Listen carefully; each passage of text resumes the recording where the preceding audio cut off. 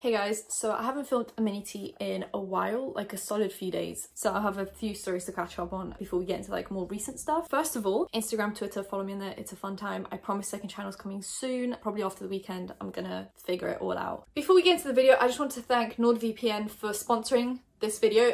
If you guys don't know, monetization is a little bit of a iffy situation. It's sometimes great and sometimes not so great. So I'm glad there are companies that are willing to help us in a time of need. I have a great deal for you guys that you don't want to miss out on. Go on nordvpn.com/Angelika Oles to get 70% off a 3-year plan with 1 month free. NordVPN, one, helps to protect you. For example, when you're using public Wi-Fis, you could be in a cafe using the internet thinking you're all safe and sound, and there are pesky hackers just waiting to see you slip up. Get a VPN and stay protected so that hackers don't get access to personal information that you wouldn't want them to have. For example, your credit card information. Don't let them go on a shopping spree with your money. No, we're not going to let them do that. But 2, there is still talk on, for example, things like net neutrality, which would mean that you might not have access to everything that you have access to right now. And if you want to keep your full access, then NordVPN is the way to go. You can just with one click move to a whole different country. How incredible. NordVPN is offering a 70% off with a 3-year plan, and you get 1 month free on top of that if you use code Angelika Oles at checkout. That is code Angelika Oles. So the way I use NordVPN, apart from just privacy reasons, is Netflix. I spend 95% of my time at home. I work from home, I live from home, I breathe at home, just normal human things, you know. So I have seen all of British Netflix. I don't think there is a single show or film on UK Netflix that I have not seen. And I'm sick and tired of waiting for these new seasons to come out. So what am I gonna do? I'm gonna hop over to a whole different country. So for example, American Netflix has Criminal Minds and The Walking Dead, which both are incredible shows that I wanna start watching. However, if you're in America and you wanna jump over to the UK, you're gonna get classic shows like The Prince of Bel-Air. Are you kidding me? You guys don't have that on your Netflix? Wow, what a shame. But apart from that, you can move to Canada, you can move to Australia, you can just see what's all around the world. Netflix has that top 10 trending in every country thing. So you can hop over to Australia and see what they're watching, and you might find some new gems that you otherwise just wouldn't be aware of. So like I said, if you want a 70% off with an extra month, which will basically be just over $100 for 3 years of NordVPN, use Angelika Oles at checkout. And now let's get back into the video. James Charles is coming out with a song apparently, and I saw this on Exposing Celebs because I am blocked by James Charles,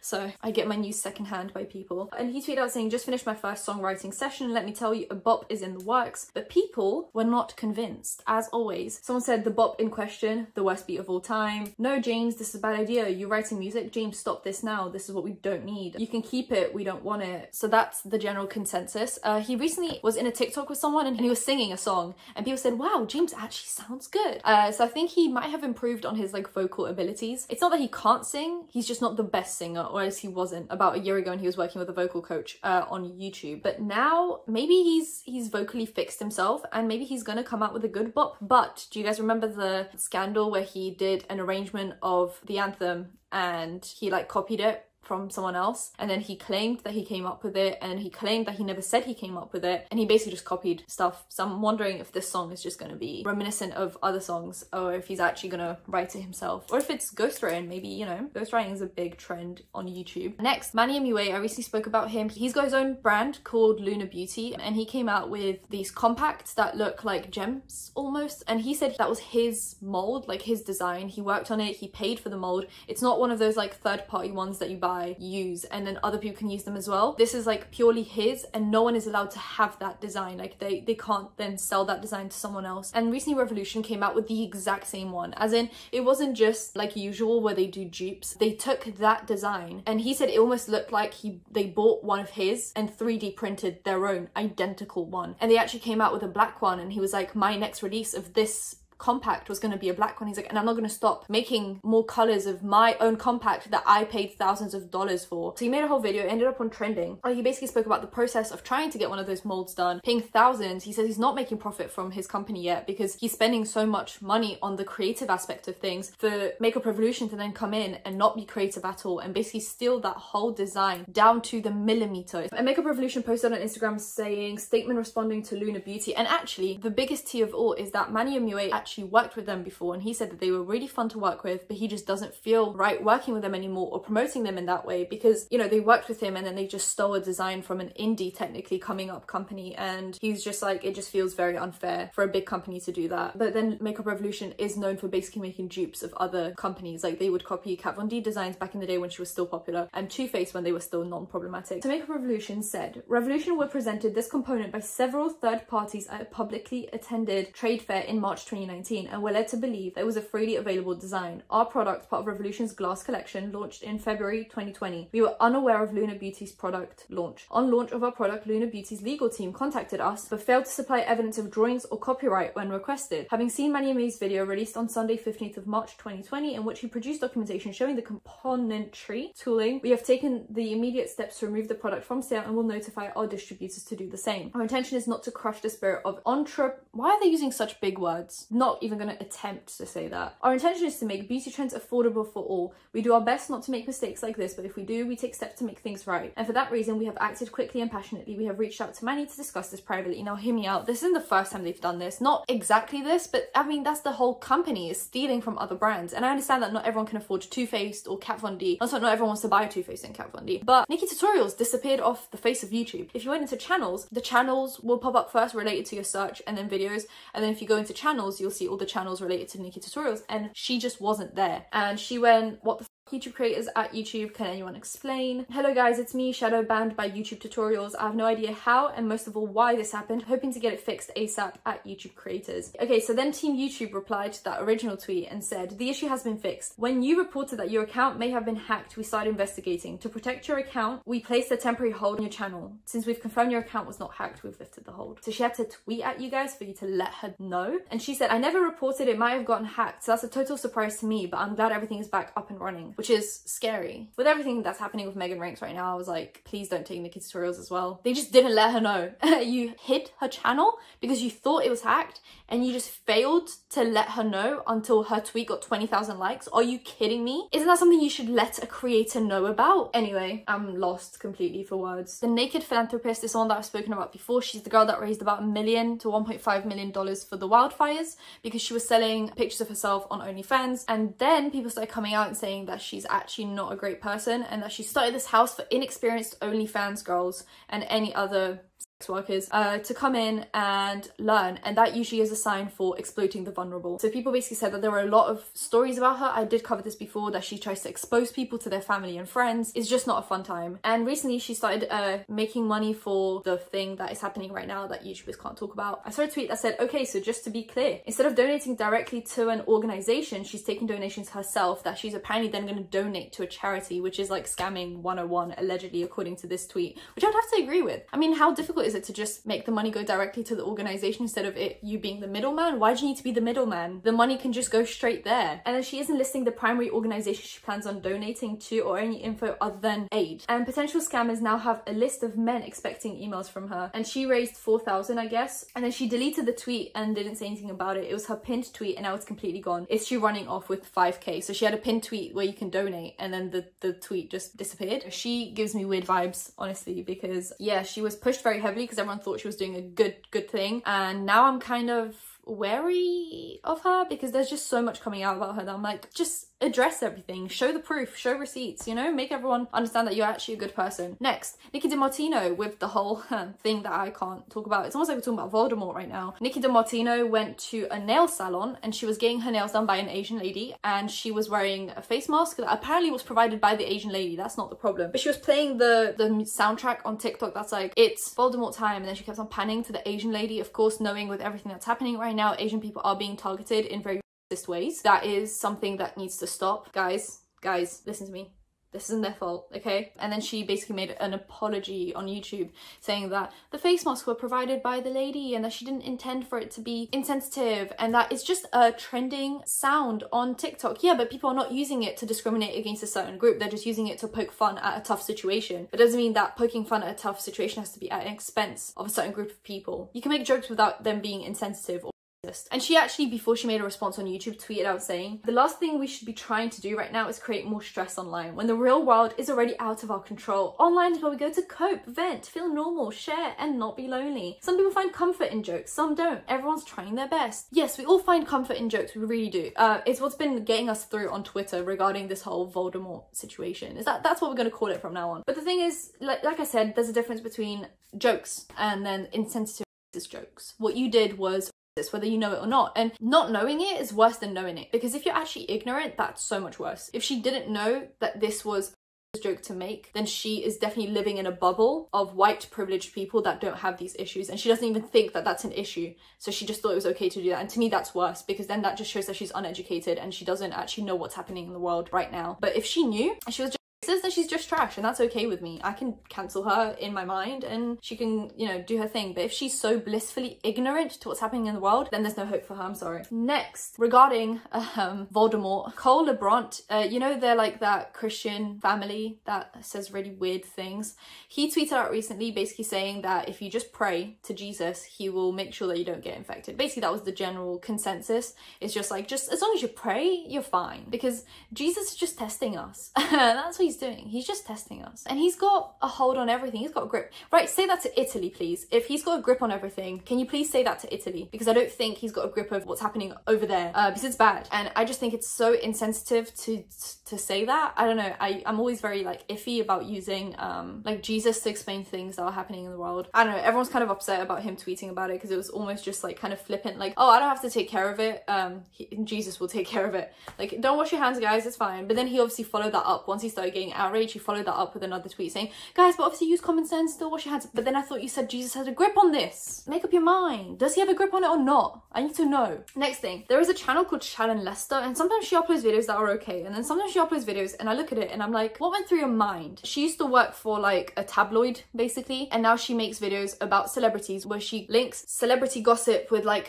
life lessons that you can learn from it. It's okay, it's not like bad content or anything, but with the whole Voldemort thing happening, she's making videos about like how to date during lockdown, what to buy ASAP. Like, can we not maybe do that? No, that's a little, just stick to the celebrity gossip. There's still things happening. Vanessa Hudgens is coming up in our next mini tea. Like, you can talk about celebrities. You don't have to do all of that to make money. I just want people to use their brains and also to use empathy. Just make celebrity gossip videos. It's fine. We're all still gonna watch it because we're all in our houses, you know? We have time. We can watch your celebrity stuff. So the next piece of tea is Raw Beauty Christie recently tweeted out that she was copyright striked by Collab DRM, which Collab DRM basically are the scum of YouTube. Let me tell you this now, right? So they will copyright strike a video, or copyright claim, not copyright strike, copyright claim a video to make all the money from it if you literally use 10 seconds of one of their clients' videos, which is against fair use, by the way. But for you to appeal that, you'd have to take them to court, which it means you're gonna lose more money in court than you would to make from that video. So yeah, people just trim out the bits that are apparently copyright and then they get to keep the money. That's what I've been doing with Daniel Con, because Daniel Con is under Collab DRM and they basically copyright claim every single video anytime you use a clip of her, which is why no one really talks about Daniel Con anymore. And I guess it's a really good way to silence people, is like, don't let them use clips regarding the person. I remember I was offered, I'm not under a management, it's just me, myself and YouTube, so when things go wrong, they really go wrong because I have no one to like communicate with. So I'm not under a management because they usually take a cut of your money for like absolutely zero effort, which is what I've realized. Like, they won't actually offer you much, but they will monthly take money from you. Like, why would I need to give you 10 to 20% of my money for doing absolutely all? And now I've just lost any chance of ever having a management, even if they're good. I was actually one time contacted by a management and they said that one of their like selling factors to sign with them is that they will look through the YouTube space and copyright claim every video that uses your clip. And that's when I knew. I was like, I'm not signing with you. Do you not see what kind of content I make? I use other people's clips. It's like, you can't use this one thing that I'm affected by negatively as a positive thing to get me to sign with you. Trash. Don't do that. That's literally illegal. You're telling me, oh, I'll break the law for you. So Raw Beauty Christie was copyright claimed by Collab DRM because she used a TikTok of this viral like makeup hack, and it was literally a 1-minute TikTok. So she said, my testing a viral TikTok makeup hack was just copyright claimed for the 1-minute TikTok video I showed in the video that I was reacting to. I want to dispute it because they're going to receive my revenue for the video, but the dispute page looks scary on YouTube. So after Raw Beauty Christie tweeted that out, she actually then went and put on her tinfoil hat and did a conspiracy theory. So she said, this is my opinion. So get this, the company that copyright claimed my TikTok video is Collab DRM. Their business model is to scour the internet for viral content like that TikTok video, offer the creator a small amount of money in exchange for the rights to that video, and then copyright claim every creator who has used that content on YouTube. When you dispute the copyright claim with facts such as fair use, they will deny your dispute. At that point, the only action that you can take is to file a lawsuit and take them to court. They know this. Basically, by their predatory actions, contacting creators who they know haven't made money from their content, offering them a little and taking their rights to the videos, they can essentially steal thousands of dollars from across YouTube in false copyright claims.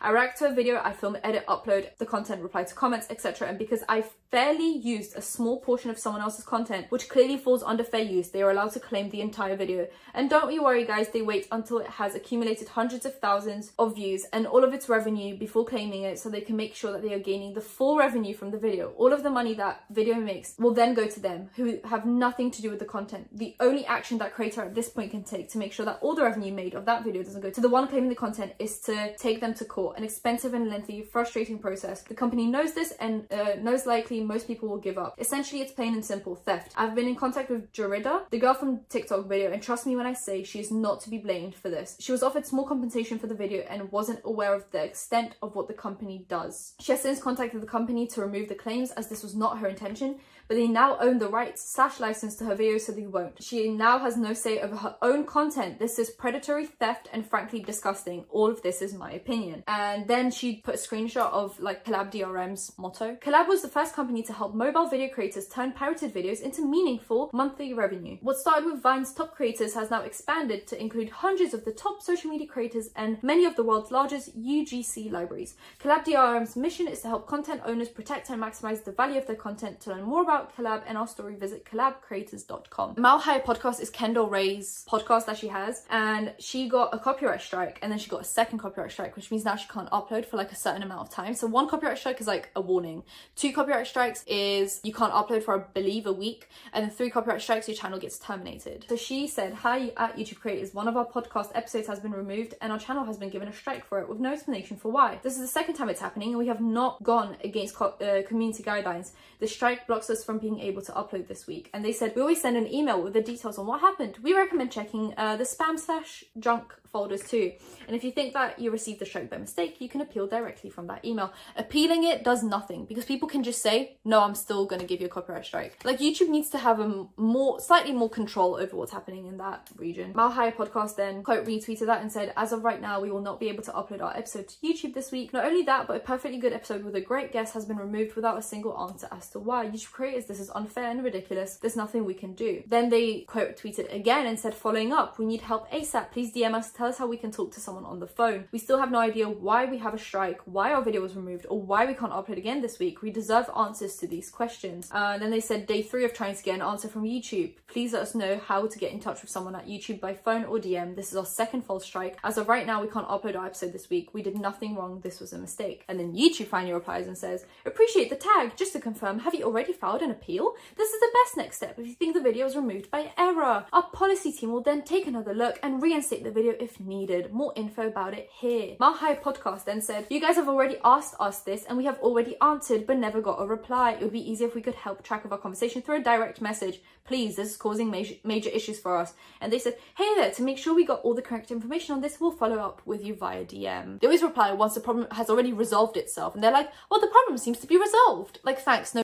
The next piece of tea is internal TikTok documents were allegedly leaked. They say things such as that the new rules mean anyone with an abnormal body shape, chubby, or have obnoxious beer belly, obese, or too thin, ugly facial looks, facial deformities will basically mean that your video will get suppressed. If you fall under any of this, like you're slightly chubby, you know, you have a crooked nose or something, your TikTok is less likely to be recommended by TikTok to other people. And if you're attractive, you're more likely to get recommended. This isn't like 100% confirmed, like how are we going to confirm if this is actually what's happening? But if you think about all the biggest TikTok stars on TikTok, what are they? Young and attractive, right? That's the thing. So the next story is about Vanessa Hudgens. Vanessa Hudgens is a girl. I have nothing exciting to say about her. She played in High School Musical and she was the main character, but like she was the most boring character. Sharpay for the win, I'm sorry. And then she played in a multitude of Netflix original movies, those Christmas really cringy ones. And then she said that she wanted to work with a director accused of many horrible acts because she's desperate for jobs. The girl hasn't been booked in a while, and she recently, with the whole Voldemort thing happening, the thing that we cannot speak about, she said that she was upset about Coachella moving because that's the only time that people actually talk about her in a positive light. And then she said things like, oh, I actually don't think the virus is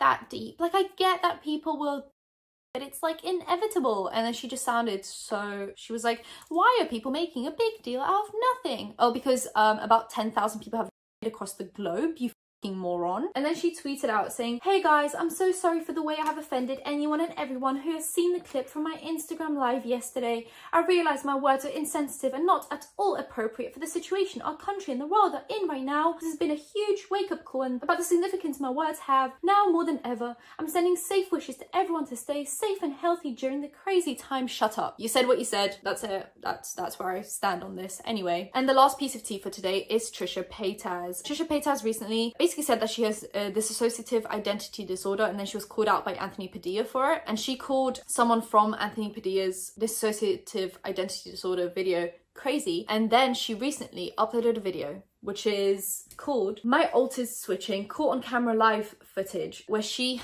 never done this on camera. The thing is, if you have DID, this happens all the time. This doesn't just happen when you say it happens. And so she now has come out that she has DID, and all of a sudden in the middle of a video she constantly switches between her alters, which she doesn't have. And the thing is, this would have been a reoccurring thing throughout her channel, right? Like, this would be just an ongoing problem that she has, that she switches between her alters. And now all of a sudden she comes out that she has DID, and now in videos it's coming out. Disgusting. It was, once it was uploaded for about 40 minutes, it already had 1,000 likes but 4,000 dislikes. I don't know who those 1,000 people are. Are you insane? Why are you liking this? So yeah, she's just gone completely off the rails. Nin from DID, Disassociated, I cannot pronounce her channel, I'm so sorry. She was the girl that was in Anthony Padilla's video about DID. She said that she's very upset about this. It puts a really bad like image of DID out there. Someone having DID doesn't mean they're crazy, and what Trisha Paytas is now showing is that anyone that has DID is insane, and that's just simply not the case. And yeah, I think this is just very hurtful to the community. This Socia did tweet out saying, trying to convince Ruby, not which is her alter, to not get involved is becoming next to impossible. You thought we were offended before? This is too far. So much hard work is being undone. So much stigma is being spread. This is what we mean. It's like they've already done so much to show that they are not crazy. They're normal people, just like anyone else with any other mental disorder, or just anyone without a mental disorder. And this is just being undone by all of this, because Trisha is obviously the bigger voice on the platform. Seeing systems splitting and deciding to never tell anyone about their dissociative identity disorder because of this. Years of work and advocacy from hundreds of systems being undone in a week. People making jokes about split again. Even we had a new alter appear. We've been dealing with flashbacks after the Dear Anthony video for days. She called us crazy. Again, this is not entertainment. This is not a subject where you can use thumbnails of yourself cross-eyed and call it a switch. This is not something anyone can reduce to being just about them and what they want. This is hurting people. Enough. Don't watch Trisha Paytas' newest video. Do not reward this behavior. Try educational content from us. And then she adds many people that made education videos. I'll put them up on the screen, and others to understand what DID is in scientifically accurate, non-stigmatizing ways. DID is a serious, complex dissociative disorder caused by repeated childhood trauma and abuse. DID is not a topic for your entertainment. We are not your comedy or horror trope. And that's basically what's been happening right now. If you enjoyed this video, give it a thumbs up, comment down below, anything, comment down below, and subscribe, because I post videos every other day-ish. So hit that bell and you'll be notified when that's happening. Remember to go on nordvpn.com/Angelika Oles to get 70% off a 3-year plan with 1 month free. Any links in the description, and I'll see you in my next one. Bye guys.